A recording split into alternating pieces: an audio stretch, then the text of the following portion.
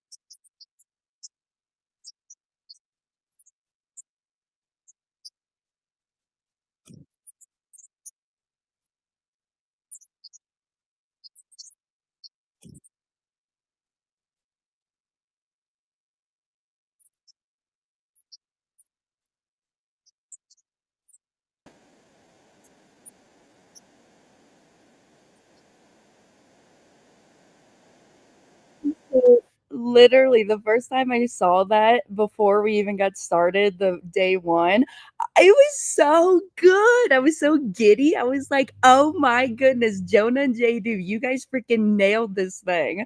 So hopefully you found that a little fun. Great beat, great lyrics.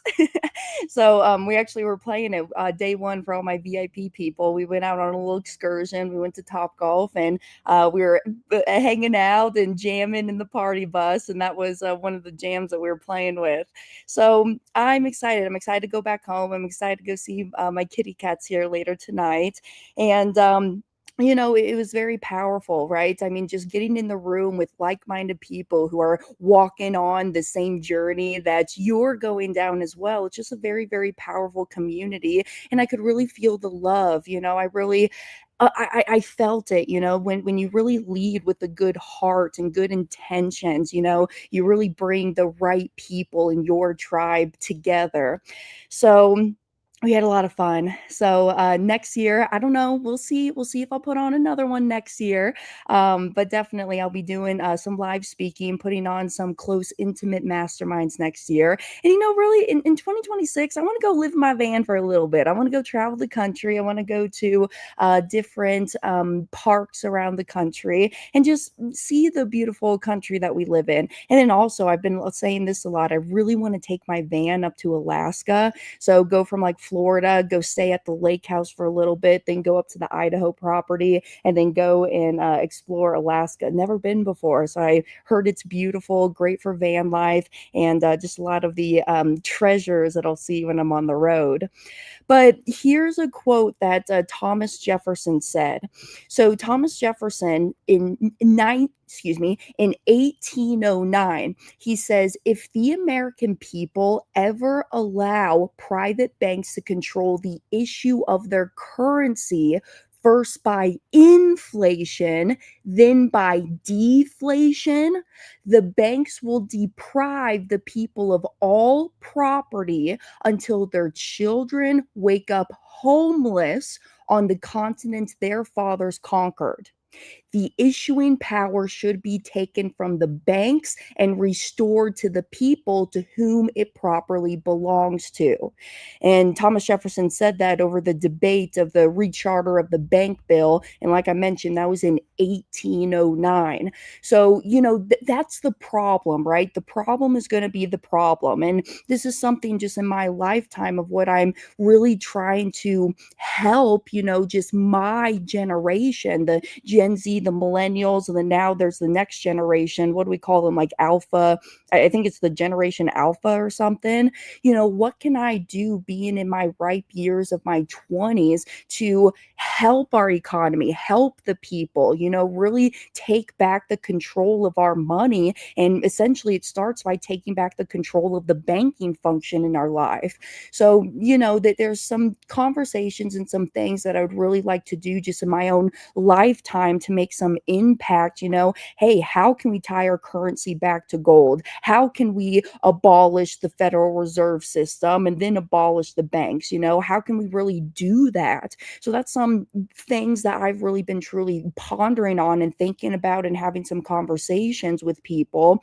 But really, that's going to be the problem. And in my opinion, the premium, my policy is the solution here. More premium that I'm putting into my policies equals less dependence on others and really true financial control back to myself and my own family.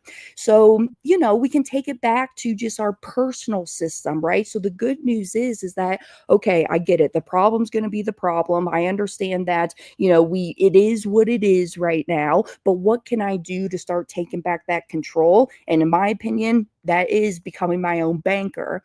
But in order for us to even become our own bankers, in Denver, we opened up with the first segment that I had was Marty Smith from Security Mutual Life Insurance Company. He came out and I had him do his presentation on why whole life.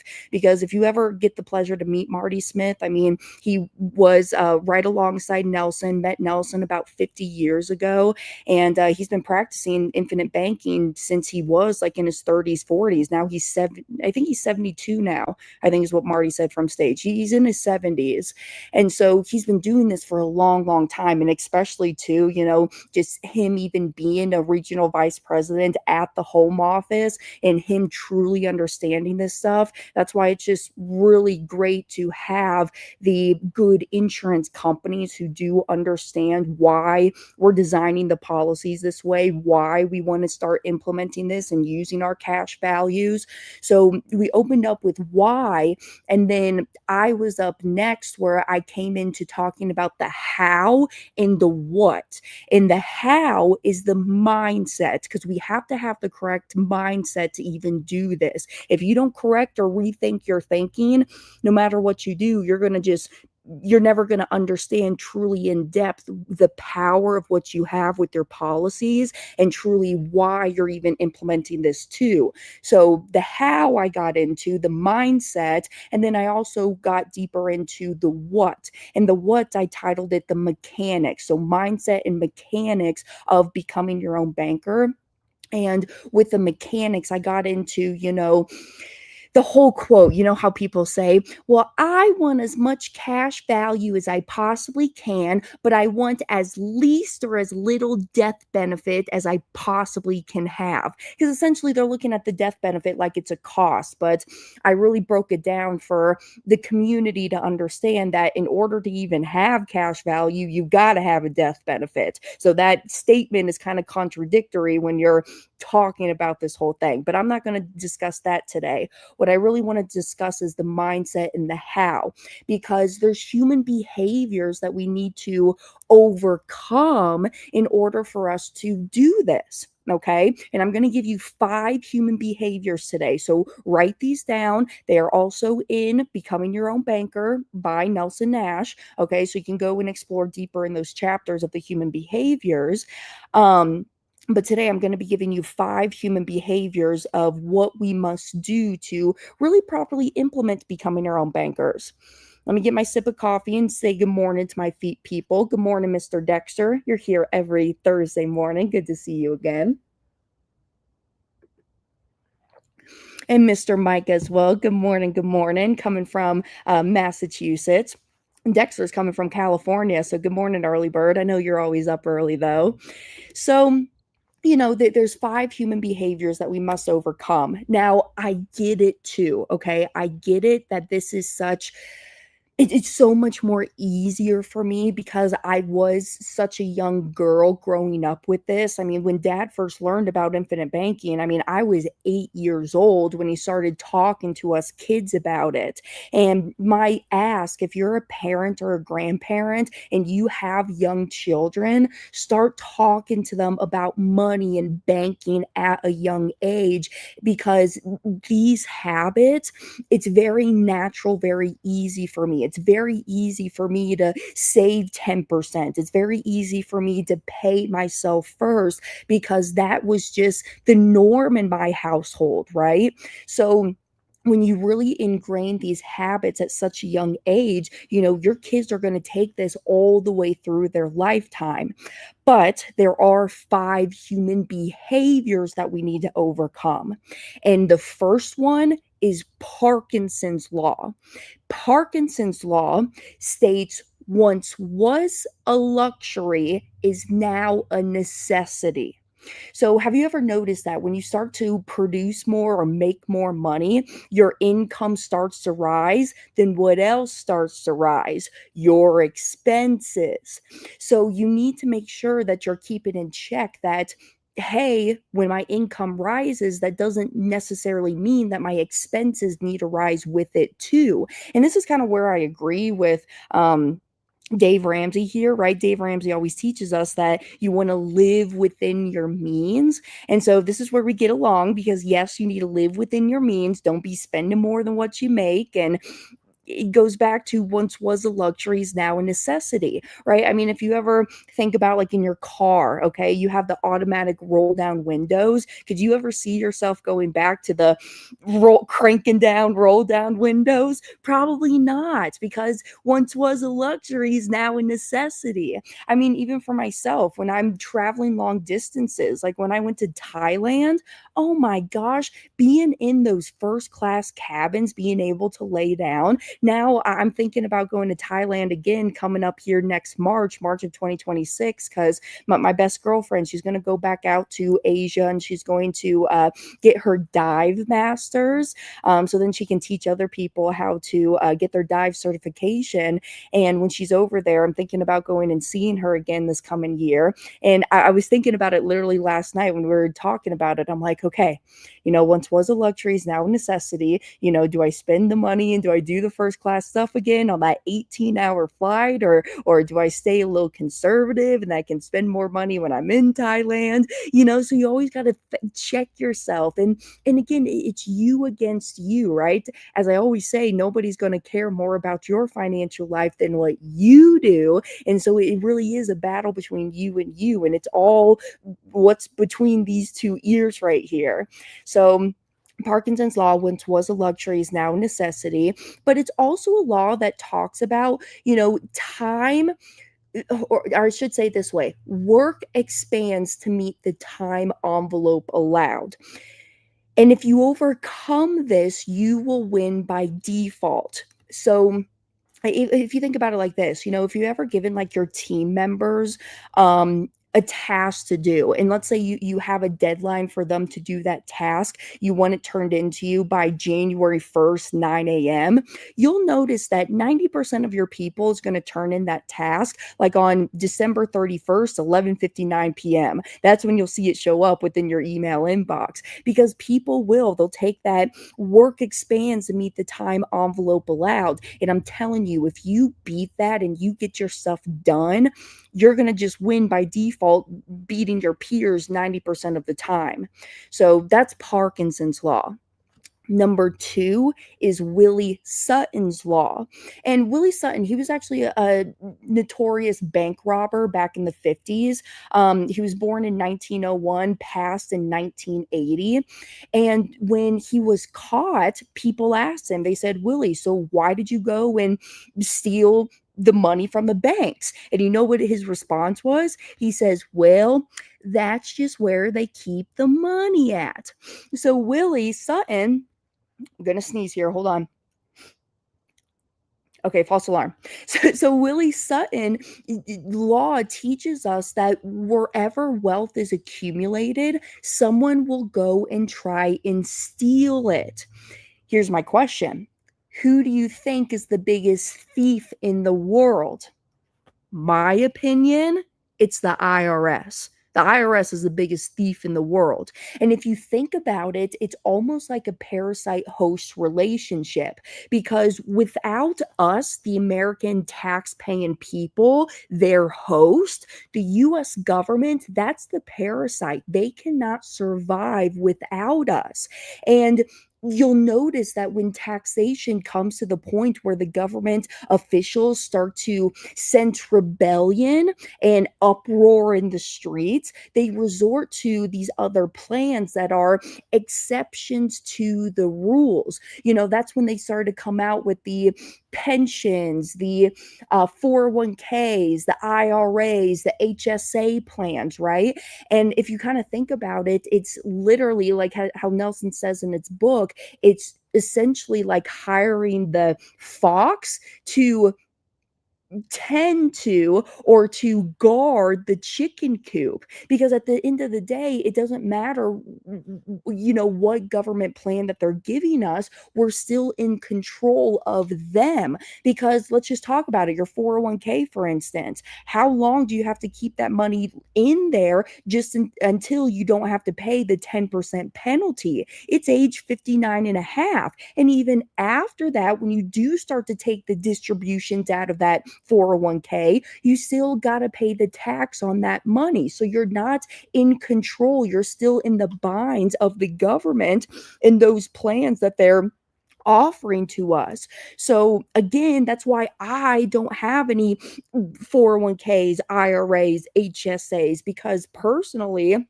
I don't see the control in it. I want to have total control over my money. I want to control that it's not going to go down based on external factors that I can't control or dictate, aka the market. And I want to be able to access that money whenever I want for whatever I want. And that's why I say all the time, your cash value in your policy, it's literally whatever you want to use the money for, you can use it for that. Go buy a pack of chewing gum down at the convenience store with your policy money if you really wanted to.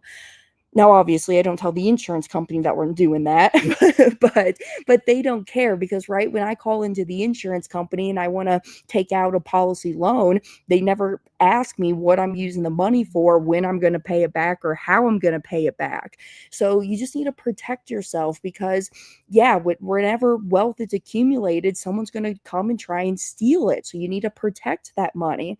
Or my dad says it in another form or fashion, like when we were younger, and he says, the higher up your butt is on the flagpole, he uses another term, but the higher up your butt is on the flagpole, the bigger the target it becomes. So again, you just need to protect your wealth and protect that accumulation of cash that you do have. And this is where it kind of gets into the conversations of the trust and the estate planning, wills and testaments, because again, if you don't properly set that stuff up, I mean, you're going to see that wealth diminish because you just didn't plan for it. Here's another BK quote he always says too. He says, a failure to plan is a plan to fail. And I think about that one a lot too. He's always on my butt about that. Anytime like we're trying to go to live events and let's say like I forget a clipboard or something, Dad's like, well, did you go through your checklist?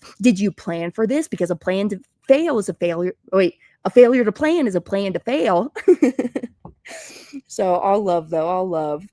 So that's Willie Sutton's law. Now here's law number 3, the golden rule. The one who has the gold makes the rules. So if I have the gold, I'm the one who gets to make the rules. I do this a lot within my private lending, right? I get a lot of people who will come across my emails and wants me to lend on their deal. But I have set rules in place that if you don't fit my criteria, then I'm not going to lend to you, okay? Because I'm the one who has the gold. I get to make the rules and I get to make that ultimate decision if yes, we're going to lend and we're going to work together, or no, we're not at all, because the one who has the gold makes the rules. So you just need to be in control. And when you do have the gold, that is the ultimate control of what you have. And what you're doing in the financial world is being compared to what everybody else is doing. So just stay in tuned with that, because if I can reclaim back the interest to myself and my own banking system instead of losing the interest or paying out the interest to somebody else, I'm going to win just by default, because what I'm doing in the financial world is being compared to what everybody else is doing. And what the masses are doing is they are giving up the interest they could have earned on their money by paying cash for things, or they're paying out the interest to somebody else, aka bank financing it, where I don't lose out on the interest. I'm in control of the transaction, and it truly is ultimate freedom when you're the one who has the gold, because again, you are the one who gets to make the rules. So that's the golden rule. Here's number 4. This is probably my favorite law and rule, but it's the arrival syndrome. And we talk about the arrival syndrome a lot, even just last week's episode when I was reviewing that Reddit post that somebody posted about 2 years ago. I kept using the term that this man has arrived in knowledge. And here's what the arrival syndrome is. When you think you have arrived at knowledge and know everything there is to know, you might as well rot and be dead. Okay, because essentially what you're saying to yourself is, oh, I know everything and there's nothing else that I can learn for myself. And so, thus, I don't need to hear what you're saying or what you're preaching to me right now. And even for myself, like try to really fact check myself about that. Because even people like folks will come up to me and they'll say, well, Hannah, why don't you open up your own Roth IRA account? Do you know how much money that you could be growing tax free in that type of account? And to me, I hear them, right? I take in that information and I do my own due diligence. But to me, nobody has ever shown me what this Roth IRA can do that my policies can't do either.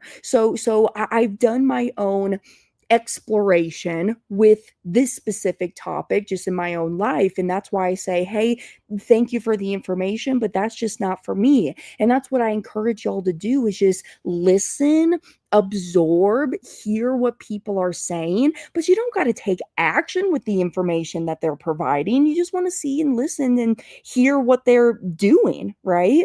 So that's my ask, is don't hit arrival syndrome. Just be open to what people are saying, and then whatever's applicable to you, apply it to your own life. But if it's not, that's okay to not implement it in your life, you know? So never hit the arrival syndrome, and just keep learning, keep being a sponge, and keep being a student of any aspect, any arena of your life, because you may come up to something and you say, wow, I've never heard about that before. That sounds enticing. It sounds intriguing. And I think I'm going to do more research and figure out if this is for me or not.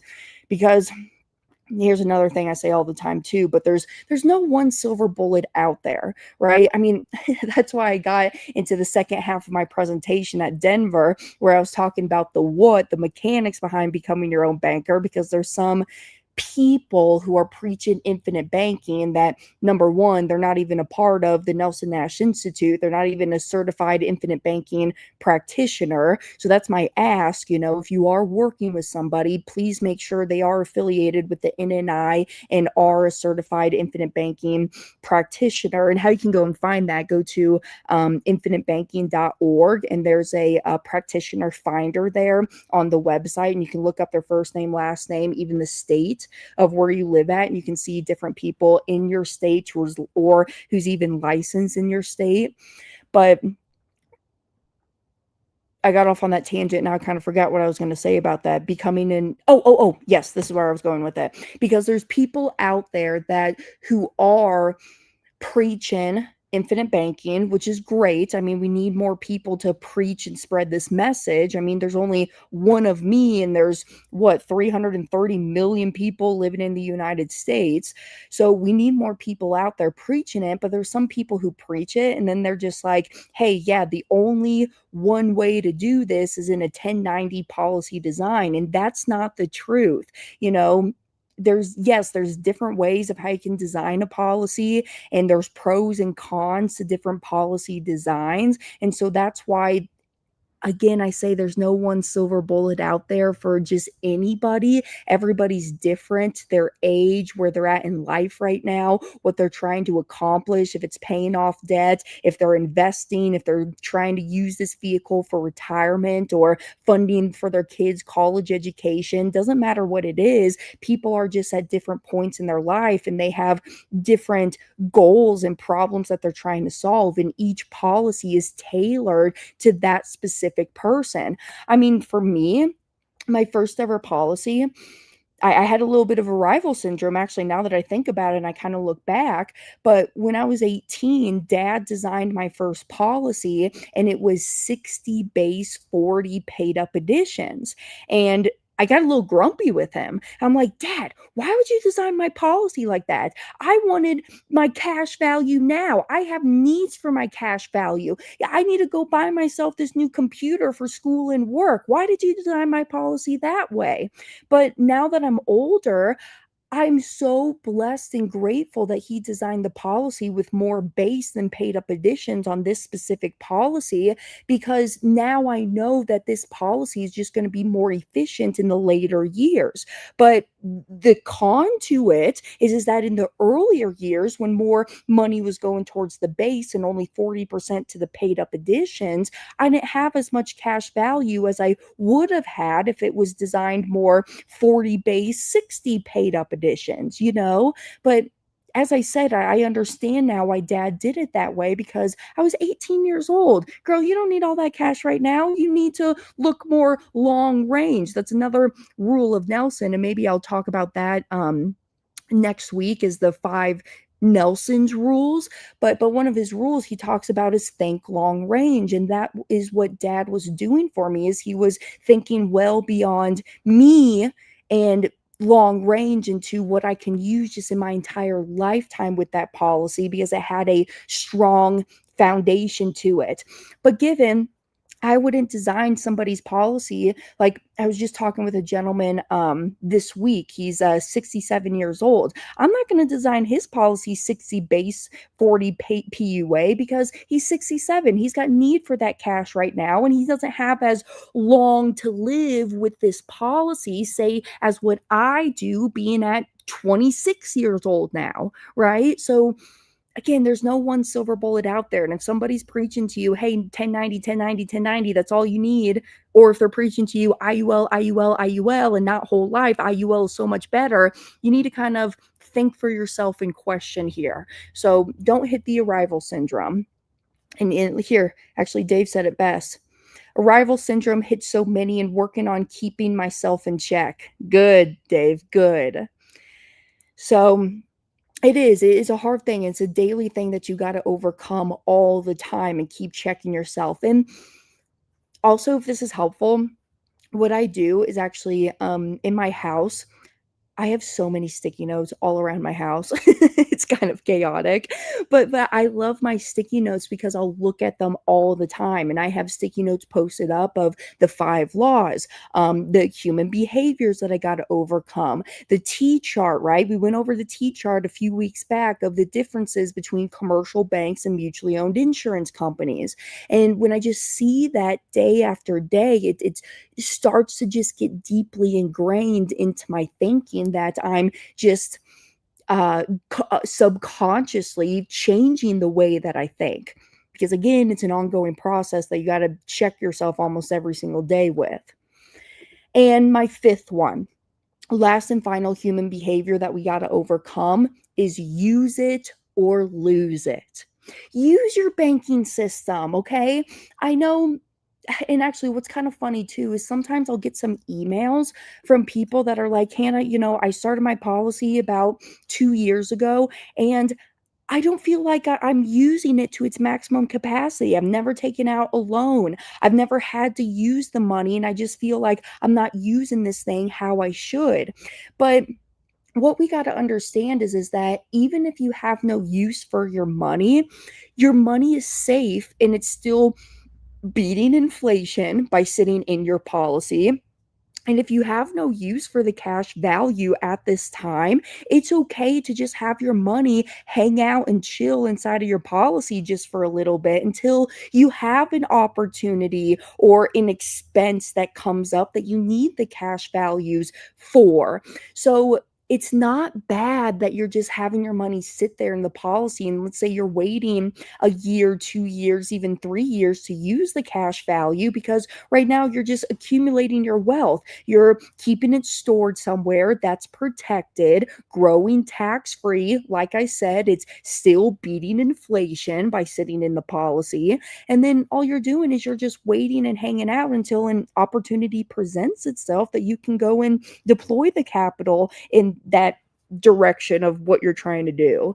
So, what I truly mean by use it or lose it is I mean, don't just take your cash values out of your policy and then never have a system or process to pay yourself back, play honest banker, charge yourself that interest back to yourself. Because taking out policy loans is not going to grow your system, okay? What's really going to grow your system is taking out the policy loans and paying yourself back and charging yourself interest.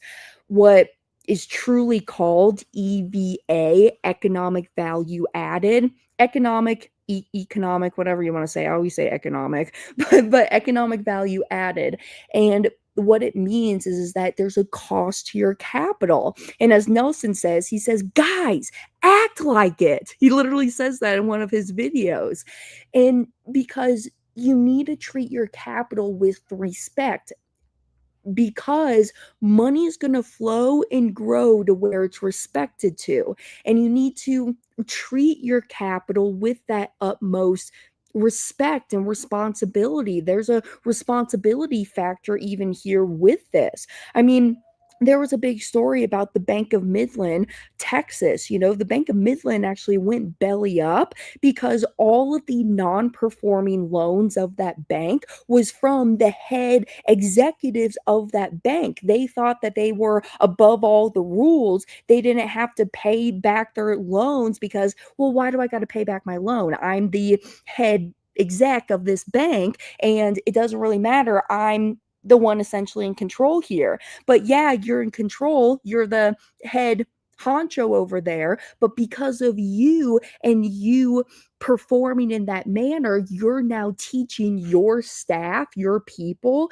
to do the same thing with their loans, their money. So they're stealing from your bank. They're not paying themselves back. Thus, you're not paying yourselves back. And then when y'all got into a hard time, guess what? There's no money, no capital. And then what'd you guys have to do? You guys had to go bankrupt. So you need to really lead by the example, especially if you're the head of your household. That's one thing that my father and my mom did such a great job at, is leading by that example. Because first of all, if you lead by that example, the people who are within your organization, they're just going to do the same thing you do. You're setting the tone.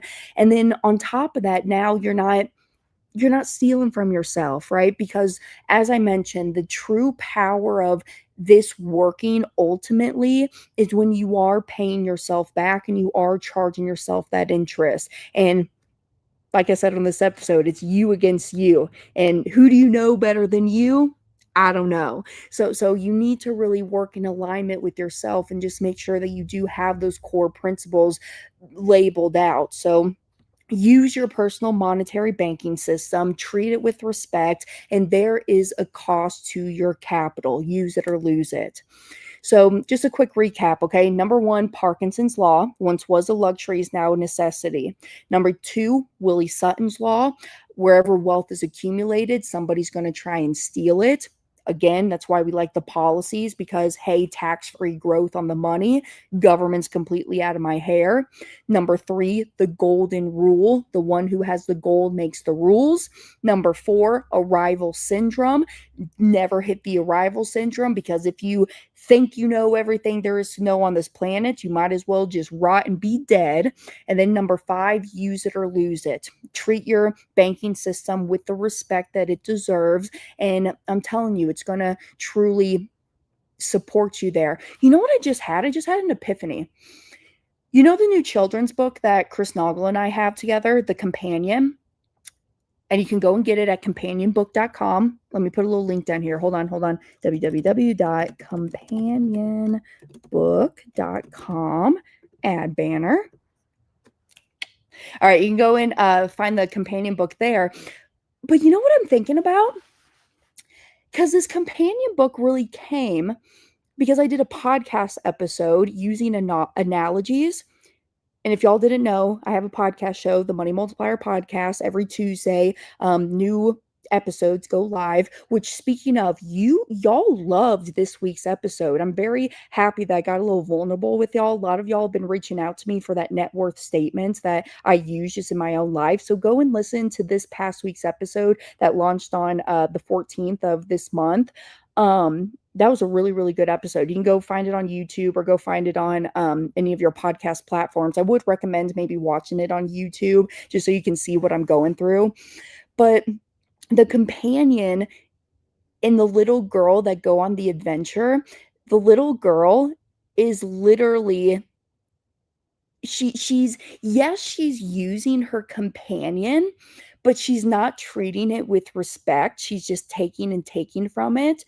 And she's essentially violating the law, the use it or lose it, and treating her companion like it has respect and authority there. Because essentially, the analogy there with the companion is that the companion is your policy, it's your money. And if you just keep taking and taking and taking from that companion, it's not going to be there for you when you need it, when the dragons are coming in and you need the shelter, the food, the water, because you just kept taking and taking to go on all of these fun little adventures and you neglected it, and thus it's not there in times of total distress. And so I've thought about the other laws, like, when we were writing this book, but I never thought about the use it or lose it, the EVA, the economic value added. Kinda goofy of me now that I'm thinking about it, but that's kind of fun, right? Kind of in alignment with what we're talking about today. So, the Companion is a fun little book too. For all my VIP ticket holders in Denver, I gifted all of y'all a copy of The Companion. What was really cool is a lot of y'all are coming up to me and actually even wanting me to like sign off on the book. So that was so cool. It's just so cool. So I also today I've been wearing all of my Halloween merch and stuff. I love this time of year. I love Halloween. The back of it's pretty cool, but it's kind of chilly out here. I want to keep my jacket on right now. But I'm excited. I don't know what I'm gonna dress up as this Halloween season. Um, I'm gonna be going to a music festival later on this month in Florida, at Suwannee Music Park in Live Oak, Florida. So I'll be out there over Halloween. So that will be a lot of fun. I got like some, if I never know what I want to do for Halloween, I always default back. I got some like cute little onesies, like Halloween onesies, like the skeletons on it, just like the basic onesies like that. So maybe I might do something like that. But I want to know, I mean, what are y'all doing for Halloween and what are you guys dressing up as? So leave a comment down below. I love this time of year. And I mean, just right around the corner, we got Thanksgiving, then Christmas is coming up. Hey, speaking of Christmas, last year I did an episode on how I finance my Christmas purchases. So y'all should go and watch that on the Money Multiplier podcast. But other than that, I think that's really all my thoughts that I had here today. I just wanted to come with y'all with the human behaviors that we must overcome. Oh, that's sad. Here, I'm reading the comments now before I end this live stream. Rob is saying the video that I played in the beginning didn't have any audio. That sucks. Oh. Hey, okay, so Rob, here's what I'm gonna do. Let me I will post up the link for y'all to see it as well. Because as y'all know, I'm still trying to get accustomed to StreamYard. This is a new platform that I've been using. Okay. Wait a moment, then try again. Didn't post on Hannah Kessler, but on the Money Multiplier Facebook page and also the Money Multiplier YouTube, I posted in the comments. Okay, so there's the link to the audio file. Sorry about that, Rob. I didn't know that. Thanks for telling me. But it's cool. It's got a cool beat behind it too. So Dave is asking, hey, what about a signed copy at the Orlando event? Absolutely, man. I'll bring some companion books out. Actually, yeah. So thanks for reminding me. So y'all, next week, I think it is. What is today? Today's the 16th. Let me go back to my calendar. Yeah. Hey, actually, literally a week from today, I'm going to be heading out to Orlando. There is an event. It's a multi-family event in Orlando, Alchemist Nation. Gwalter, some of y'all may be familiar with him. He's hosting this event. It's called the 100 Millionaire Summit. It's really a multi-family investing event. There's going to be more to it, but his whole niche is multifamily. So if that's something that interests y'all, you guys should come out. I got some tickets I'm going to be giving away. Okay. So if you send me an email, I'll make sure that I get y'all signed up for it. So Hannah at themoneymultiplier.com. That will be on Thursday and Friday next week in Orlando. And then I'm actually flying out Friday night. I'm going to be up in Indianapolis, and my physicians, my doctors, Dr. Kyle is going to be hosting an event called Legacy RX Conference. And Brent and myself, we're going to be out there teaching on infinite banking. But if you're a doctor, physician, and that's your world, I mean, because let's be real, I know this firsthand from my dad being a chiropractor. Yeah, y'all can make some good money, but you know what they don't teach you in chiropractic school or orthopedic surgeon school or whatever school? They don't teach y'all how to manage your money, okay? So that's what dad was doing. I mean, dad was a very successful chiropractor. I mean, he's making over $1 million a year, but who cares if you're making 1 million if your overhead's 975, you know? So we're gonna go up and teach these doctors how to keep more of their money. So that's gonna be on Saturday is when we'll be speaking up there in Indy. So if that interests you as well, send me an email, Hannah at the Money Multiplier, and I will get y'all registered for that event. But after that, so yeah, Orlando, Indianapolis. Then after that, I'm gonna head out to my music festival, hang out for the Halloween weekend because it's kind of fun actually. Halloween's falling on a Friday this year, so that's gonna be fun. But as I said, let me know what y'all are doing. Let me know what you guys are dressing up as. And as I read these comments, back to Thailand sounds amazing. Oh, Dave's thinking about going to Vietnam in March. Any tips to get first class cheaper? Hey, I'll tell you this. There's actually some vloggers that I follow on YouTube. They have a site called Daily Drop. So I want to say it's dailydrop.com, and they have a whole bunch of articles posted of how you can save money on flights, hotel.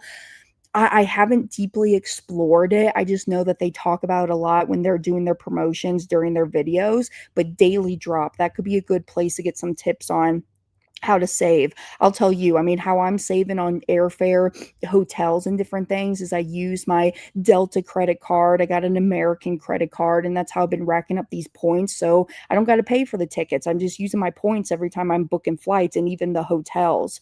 So that's what I do just with my daily spending. I'm always putting it on those travel credit cards. So other than that, it's almost here to the top of the hour. It's about to be 8 a.m. here in Denver. I'm heading out today, so if I'm a little MIA today, just know I'm making my transition back home to Florida. And other than that, I'm going to be here next week. Okay, so every Thursday morning, I go live at 9 a.m. Eastern time for Money Mornings with Hannah. And then also the podcast show every Tuesday, a new one drops, the Money Multiplier podcast. And there's one more thing I want to tell you. Oh, to get notified, okay? So when I go live, follow me on all the social media channels, Instagram, Facebook, LinkedIn at Hannah Kessler, or even the Money Multiplier channels on Facebook and YouTube. And you can see these live streams as they go live every Thursday. So thank you, y'all, for another week, for being here, for showing up. And until next week, I'm going to catch all of y'all then. Be well, do good, be kind to one another as you go out and enjoy your day today. And happy Thursday, all of my Money Multiplier family. I appreciate y'all. I love y'all. Mwah. Until next week. Bye, y'all.